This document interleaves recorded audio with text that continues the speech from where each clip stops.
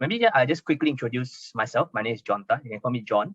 I come from Institute for Adult Learning. For those who are not familiar, we are based in Singapore, where we are the de facto training ground plus certification body for anyone who wanted to do adult learning in Singapore. Adult learning in Singapore is typically very top-down, driven by the government or pushed along by the government in terms of digitalization and further adoption. And where I'm coming from, I come from the Innovation Center, where we're entrusted by the government to actually do grant management. And also we are playing the bridge to connect the people who have the pain points and people who can solve pain points with some help or some grants from the government. My day-to-day job is mainly to push more people to pick up and digitalize and get them to adopt more meaningful, pursue further meaningful learning innovation adoption. It's not easy because it involves chipping away a bit of skepticism and then like, this is good enough mentality or don't fix what's not broken mentality. And in fact, I first share my rejection and I'm going to share some of the stories here today. So my take on when Christian asked me to be a keynote speaker today was like, hey, actually, what makes adult learning different than typical learning? So when we hear the word learning, sometimes we associate it with people who are in secondary school learning or maybe even in university learning. So the difference in when I compare adult and non-adult learning is there's no longer 4 walls that can contain you as an adult learner. There's no teacher, there's no detention, there is no rules. You can like chart your own path to adult learning. And one of the ways to make adult learning human is actually considering one of the facts that humans are quite forgetful. We only take in and remember some parts that we really need on day-to-day basis, and other parts we either chuck it away or put it in the back of our head. So my opinion, this is very strong, my strong opinion is being forgetful is only human. We are not computers. We don't download information. We don't like click install and it's there forever in a computer, but it takes certain sense of repetition, certain sense of application to get the knowledge up and running. I'll probably go through a bit of my personal example where I'm involved in some events where I have to apply branding guidelines within my organization. My organization is pretty strict about the branding guidelines in terms of color, in terms of the font use, and typically sometimes I still run into issues. Hey, I forgot about it. And the way I tackle this is basically to just keep repeating it. And I have basically almost like monthly reminder that, hey, this is actually the branding guidelines we need to apply. And then also advise each other's colleagues in terms of like, create that feedback loop of learning between the colleagues or people within my division on how to apply the branding guidelines properly. So again, being forgetful is only human. Sometimes I have to really seek the patience of my mentor, my managers, or my directors when certain things doesn't really go as planned, or certain things, mistakes are made because of forgetfulness or things like that. And I do want to say that like, yes, being forgetful is only human in adult learning. Next is probably looking back at my past jobs. I used to work in an expert network company. I will not name the company for obvious reason, but the compliance is a very big thing, especially privacy laws and also secrecy on the clients. And this compliance training is only made available to the staff as a one-off training on a yearly basis. So minus the corporate effort, we rely on each other to actually fight this forgetfulness curve. Sometimes where I'm not too sure, I will check in with people, my colleagues or my directors on how to deal with specific or difficult problems. And a good humane adult learning system, whatever it may be, must take into account how forgetful a human is. Next, maybe I will share a little bit about the why behind an effective workplace learning, the why behind a humane workplace learning, the why you should bother to actually get some system up and running. So I'm really inspired by the book by Simon Sinek about start with the why. And I will split in my opinion, I'll split like the reason why adult learning or workplace learning happens in like typical offices. So the first is a transfer of liability or accountability. This is very obvious in maybe engineering field, where you need specific certification to be signed off by your trainer, especially safety training. And when in order to trace when maybe an accident happens or mistakes made, who's responsible or who's ultimately to be blamed. In engineering sector, it's very common that the point of learning is only for transfer liability. I can always feel it even in my previous job, especially in expert network company, where the training is meant as a transfer of risk, transfer of liability from the employer to me. If I make the mistake, it's on me, it's not on them anymore because I signed a piece of paper. Yes, it might be good enough for some companies to host or to hold adult workplace learning in such a manner because it answers their why. But is it good enough? I challenge you. Is it good enough to make workplace learning simply a transfer of risk from your business to the employee? The next level is, I would say, productivity. So how you equip your employees to be at their best. So for example, access to library to help their work, access to SOPs readily available, make managers readily available to answer questions, etc. So the why over here is just to make sure that the employees have enough to do their jobs and to actually try solve day-to-day problems. And the third level, I would say, is more towards staff empowerment. And this is to inspire your employee to actually wake up every day and say, yes, I'm going to do something different today. I'm going to do something meaningful today. If I'm not sure whether this is possible within workplace learning, because there's always that separation between personal and work life in some culture, especially in Singapore, we do tend to follow the Westerners, where we would like our personal space, and then the work may not be our lifelong calling. But I do want to challenge for people who are learning enablers here. Can you think about this why statement on making an effective or human workplace learning?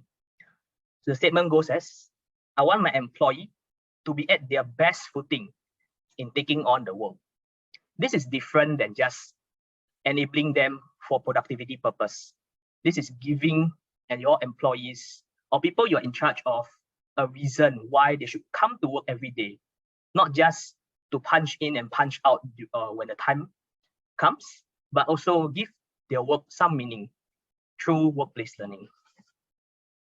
I had a chat with one of my colleagues in IAL, Institute for Adult Learning. We have a research division here. Her name is Dr. Sahara. So this chat, one of the salient points that I took away from this chat is like, she mentioned that motivated adult learners are enterprising learners. What she meant was like, they will look for the answers themselves. They will flip different stones to get the answers out and to satisfy their sense of curiosity. So when I asked further, like, okay, so can we just make the content available to the learners or to the employees, and it's good enough? And she answered back, depends. If your reason for the workplace learning is simply to push the information out, maybe it's good enough. But if your workplace learning is meant to inspire, to give more than just what's written on paper, then maybe it's not good enough. And a specific well-planned system is required more than just making it available as a downloadable PDF, as in the LMS, etc. Second is, I probably in terms of like people who are purchasing learning, it's easy to actually buy learning that's one-off, because think about it, your contract period is date A to date B. This is the cost, the ROI or the cost per day is very obvious compared to designing a more sustainable system of enabling workplace learning, where it takes in account how humans learn, inclusive of being forgetful, inclusive of we learn as in a group, inclusive of we human as an emotional being, and have different priorities in life in terms of learning. So I would challenge those people who have decision-making ability in procuring learning to do more than just one-off procurement. Think about your training providers as a solution that could help you make and inspire your employees in workplace learning. And also think about the system on how to fight the weaknesses of human learners, being forgetfulness curve, etc. And if you are a learner, perhaps an employee within a company, you should demand more than just an LMS, demand more than just maybe a Notion database, demand more than just PDF or series of folders link on where to get instruction. How you should learn and how you can get your information out of the employer is important. Okay, and then my next point, I guess, in designing a more human learning is designing that feedback loop of learning. Take, for example, when I'm still new in this job, I look to my left and right, and I happen to start this work this position during pandemic. So I didn't have the chance to actually meet some of my colleagues. I only met them through Zoom, through a very formal way of like interaction. I was very scared to ask questions. I was looking for assurance. Am I doing things right? Have I crossed any red line? Did I overshare something, or did I say something in a company-wide meeting that embarrasses my division? In workplace learning, designing this feedback loop of learning is very important. How do you address people's question? How do you give people the assurance that whatever they're doing is correct, when whatever knowledge they have absorbed and applied is gotten it correctly, and then ask them to further proliferate and even empower them to spread the information further to their colleagues. It's quite difficult to do this feedback flow of learning if you're just procuring workplace learning as one-off event, because once the trainer has stepped off, maybe a 5-day training, maybe 10 days training, you're just going through another number. And then how much of the content have the learners applied or absorbed and contextualize it to their day-to-day work. So designing this feedback loop of learning is important. And one of the ways that you can design such feedback loop of learning is through the product that Christian is going to share later. The next shortfall is, especially any compliance training or any training in particular that requires refresher. I would say that like the gap between the two trainings is sometimes quite dangerous. Taking my own personal example where, hey, I almost made a mistake to contact a client that belongs to another division. I forgot, it's there somewhere in 150 pages of the SOP that I'm supposed to have signed off. I've read everything. So the common shortfall for such regularized workplace training or workplace learning is that if you happen to be in the middle of those two trainings, or you have forgotten some parts that you may not apply on day-to-day basis, or some niche cases that you haven't been exposed to before.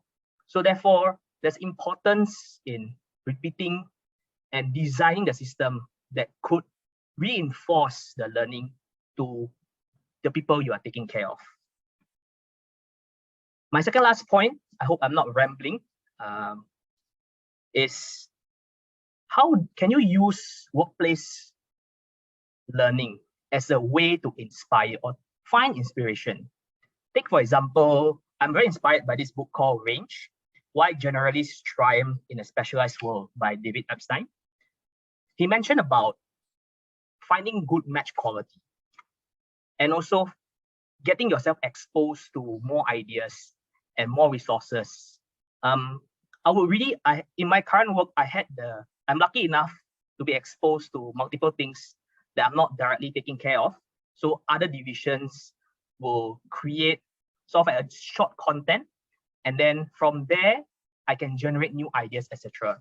So if your workplace have multiple verticals, could you then design a workplace learning that can then cross pollinate the ideas from different divisions, different verticals that may not always talk to each other, and then create even greater ideas from there. So in terms of like using workplace learning as a platform to increase the breadth of the employees and their capabilities and find more ideas that might be very common in one verticals, but could be a breakthrough in another. Lastly, this is really just a personal opinion on should you assess workplace training? Should you assess anything at all? It really depends. If you go back to like workplace training or workplace learning as a way to transfer liability, the test is definitely a must because you need to know the employees that walked away with enough information. Otherwise, he or she has to repeat the learning or test again. I think the words from one of my colleagues over here, which resonates with me very well. She mentioned that like nobody likes to feel inferior. Nobody likes to feel stupid. Everyone wants to taste the success. So from the assessment, there's a risk that like you could perhaps negatively impact the morale of the employee because they simply did not pass the assessment, or the assessment may not make sense for what they are going through. So it's very hard to say assess people if the human-to-human skills in an MCQ test. So my personal take on it is not really, unless it's really necessary. You could find other ways outside of structured testing or MCQ testing. But for some that requires the consistency of how the knowledge being applied, assessment might be necessary. I would like to conclude some of my points. More speakers is gonna deep dive more into the topics on workplace learning and how to enable it using the product that Christian is gonna bring forward.